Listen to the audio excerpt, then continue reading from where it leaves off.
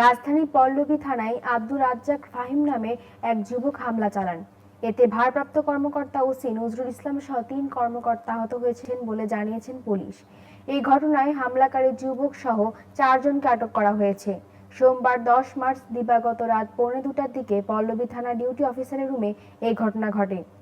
আহতরা হলেন পল্লবী থানার OC Nazrul Islam, second officer Shariful Islam ও এএসআই সশস্ত্র মোহাম্মদ নাসির। পল্লবী থানার ওসি নজরুল ইসলাম বিষয়টি নিশ্চিত করেছেন।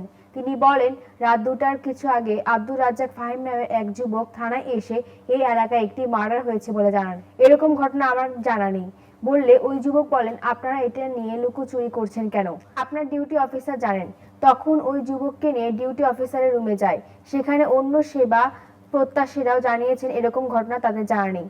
ওসি বলেন, পরে ওই যুবকের পরিচয় জানতে চাইলে তিনি তা দিতে অনিচ্ছা প্রকাশ করেন। তখন আমি তাকে হাত ধরে নিয়ে যেতে চাইলে তিনি অতর্কিতভাবে আমাকে কিল ঘুষি মারতে থাকেন।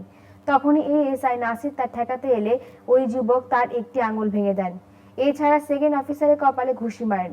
পরে আমরা তাকে আটক করি। তিনি বলেন, আটকের পর ওই যুবক জানান বাইরে একটি গাড়িতে আরও ৩ জন রয়েছেন।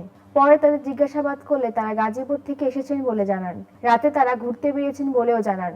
পরে আমরা ওই ৩ জনকেও থানায় নিয়ে আসি। হামলাকারী আব্দুর রাজ্জাক ফাহিমের বাড়ি গাজীপুরে।